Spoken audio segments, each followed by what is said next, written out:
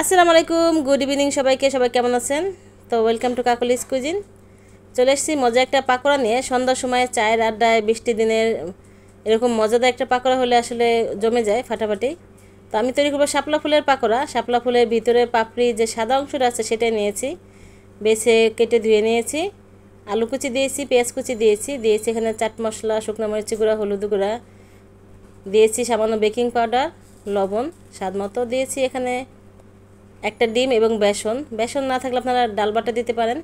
খুব ভালোভাবে এটাকে মাখিয়ে নেব। এখানে পানি দেওয়ার দরকার নাই, যদি দরকার হয় তাহলে সামান্য একটু দিয়ে নেবেন। যেহেতু ফুলের পাপড়ি এবং ডিম দেওয়া হয়েছে, পানিটা দরকার নেই। খুব ভালোভাবে মাখাতে মাখাতে এটা একটু ভেজে ভেজে ভাব হবে। তো এখানে আলুটা না দিলেও হবে, তো আমি একটু বাড়ানোর জন্য আলুটা দিয়েছি, কারণ শাপলা ফুল তো বেশি একটা হয় না। যেহেতু মজা একটা পাকোড়া, একটু বাড়ানোর জন্য আমি আলুটা দিয়েছি। তো দেখুন, আমি একটা একটা করে আমার প্যানে দিয়ে দিচ্ছি।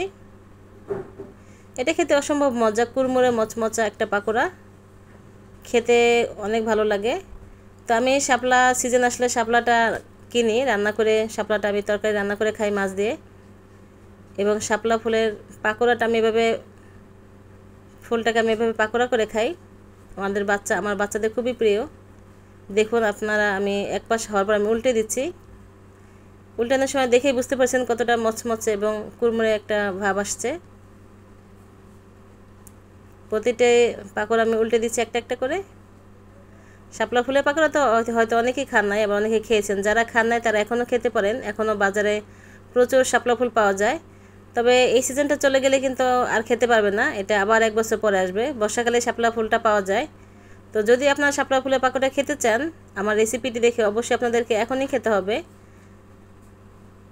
তো দেখুন, আমার শাপলা ফুলের পাকোড়াটা তৈরি হয়ে গেছে। মাশাআল্লাহ, অসম্ভব মজা শাপলা ফুলের পাকোড়া। তো ওকে, আল্লাহ হাফেজ।